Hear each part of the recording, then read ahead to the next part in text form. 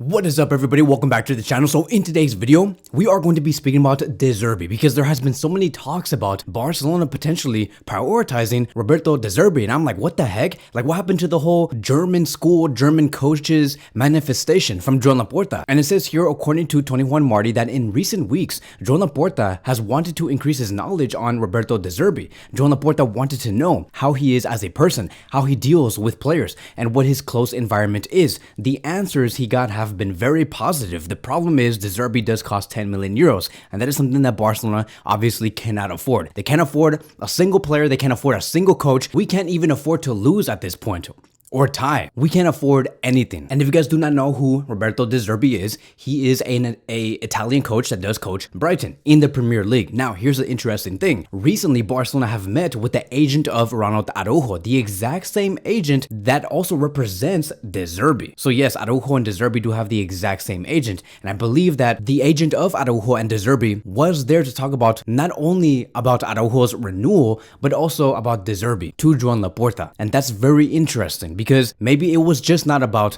the negotiations of renewing Araujo for another 4 to 5 seasons. What if it was also about De Zerbi, and to see how Barcelona can afford 10 million euros and pay that release clause? And according to Javi Miguel, it has been said that Barcelona's shortlist for a new coach has been reduced to just 2 names, Roberto De Zerbi and also Hansi Flick, another coach that we have been talking about in the past 4 to 5 days. Like I've said, Barcelona's main focus was always about German coaches. It has always been about either Thomas Tuchel, Nagelsmann, Hansi Flick, or Jurgen Klopp from Liverpool. But now the whole focus is on De Zerbi, the Italian coach. And what is the whole hype on this coach, right? Many people have been asking, why does Barcelona like this coach so much? Why does the audience, my friends, my cousins, my family always ask about De Zerbi and how great he is and the work that he has been doing with Brighton? So a couple of months ago, Pep Guardiola wanted to praise De Zerbi, and he said this: De Zerbi's Brighton are the best playmaking team in the world. There is no better team when it comes to progressing the ball from the goalkeeper and into the final third. So we know how Pep Guardiola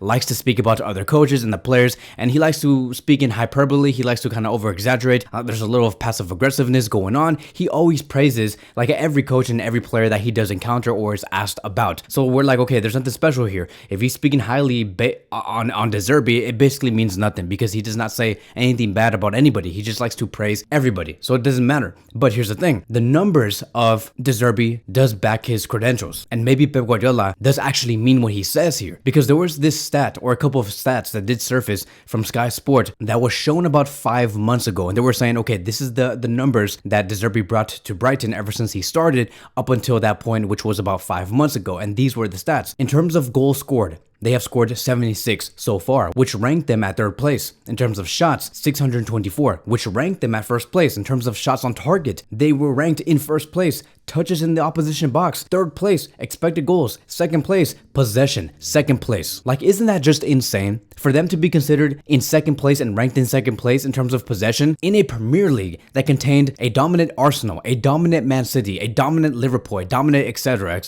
Chelsea, whoever. Brighton were in 2nd place. And in terms of goals scored, 3rd. Shots, 1st.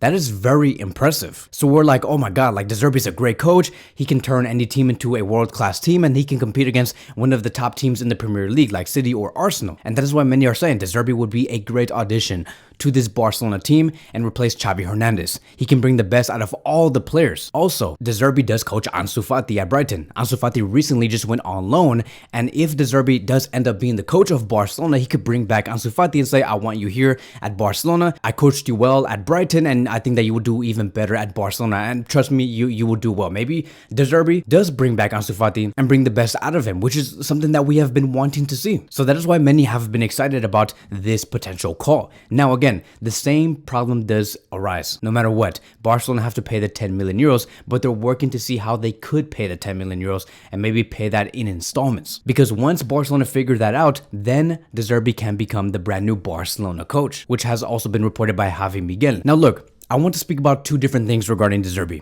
which is why I respect him, but also why I'm a little nervous about him being appointed. The reason why I do respect him a lot is because he was able to adapt to the losses that he did have in the previous summer. Like, he lost Casedo, he lost McAllister, he lost another goalkeeper, which was Roberto Sanchez. So he lost a few players because after Brighton were doing so well, a lot of other Premier League clubs wanted to pull Brighton apart to say, I want that player, I want this player, and everyone's like, oh my god, like De Zerbi is just gonna lose all of his important players. It's over for Brighton. They're finished. They're gonna go back into like 16th place in the Premier League. But that did not happen. He readjusted. He brought in brand new players, and he also called in Ansu Fati. And that's why Brighton today, this season, they're still doing well. They did not go back into like 15th, 14th, 13th place. They're still very much well. Not better than the previous season, but still solid. But again, it gets me very nervous because we have to remember that when you coach a team like Brighton, that is very different to coaching a team like Barcelona because the media pressure is much stronger at Barcelona. This is why I kind of don't want Barcelona to look for managers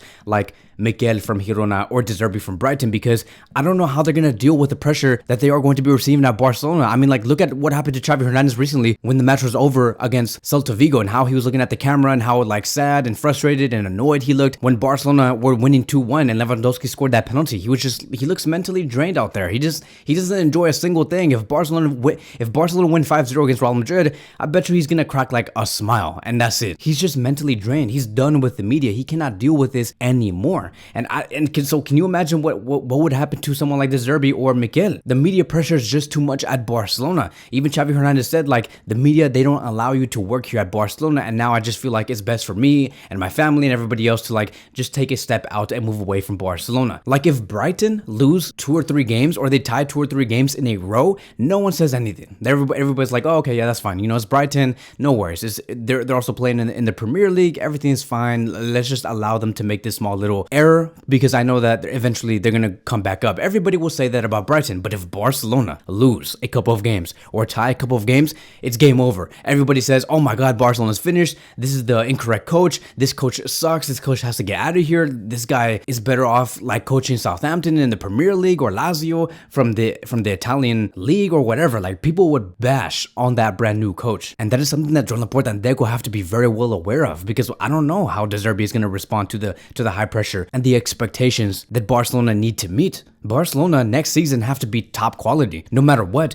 we have been failing in the past 4 to 5 years in the Champions League, in La Liga. I mean, we won one La Liga, but out of like 5 to 6 years, we won only one. And we're going to be expected to win La Liga and the Champions League and the Copa del Rey and the Spanish Super Cup next season. Can De Zerbi deal with that pressure? That is my biggest concern. And what if he crumbles? And so look, in the end, I hope that Barcelona just moves away from like looking for coaches that would suit the Barcelona style. I don't really care about that. I kind of just want a coach that comes here and brings the winning mentality and just changes the whole thing, the whole dynamic, everything. That all of that has to go out the door next season, because we have brand new players with brand new people. It is a brand new era, and we have to embrace change. We have to do that. We need someone like Tuchel or someone like Flick, or just somebody more experienced that can handle the pressure, that can handle. Also, I didn't even mention this. The egos is something that the coach might have to potentially face in the future with Barcelona. I don't know how De Zerbi does deal with egos and having every player level-headed and to see each other as the same. Because at Brighton, everybody's like, okay, we can all just function under one unit. Everybody's under this same competitive umbrella.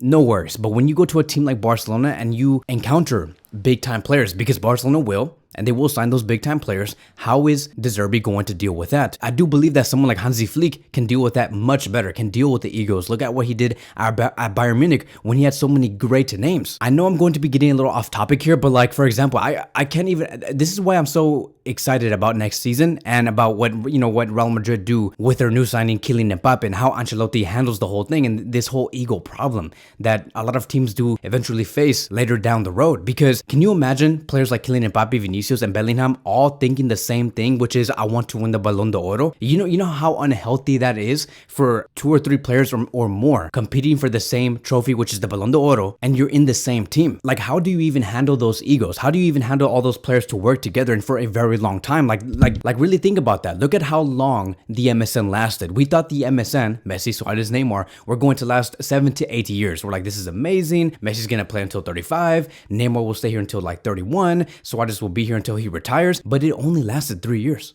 Only 3 years, my friends. It did not last that long. Why? Because Neymar eventually wanted to move away from the Messi spotlight and create his own light at PSG. So like this whole thing about like having stars together for 5 to 8 to 10 years, it does not really last that long. I would love for Real Madrid to prove me wrong, and I would love to have Real Madrid keeping Kylian Mbappe, Vinicius, Bellingham all happy for the next 5+ years, but how long does that really last? Historically, how long can these players actually work together until one player says, I want to move somewhere else because I want to win the Ballon d'Or. I don't want to help somebody else that might win the Ballon d'Or. And so it's going to be very interesting to see how all of that does play out. But going back to the rock bottom, which is Barcelona, right? I hope that the next coach comes in, whether it's Hansi Flick, whether it's De Zerbi, and they can deal with the players well, the egos, the dynamics, the playing styles, the mentality, and we become that competitive unit that Barcelona should be, and we go into the next season and we go for everything. And yes, even go up against a team like Real Madrid that does contain Bellingham, Vinicius, Kylian Mbappe, Alphonso Davies, Tchouaméni, Camavinga, and much, much more. And so that is it. That is going to be wrapping up today's video. Thank you guys so much for watching, and I will see you guys in the next one.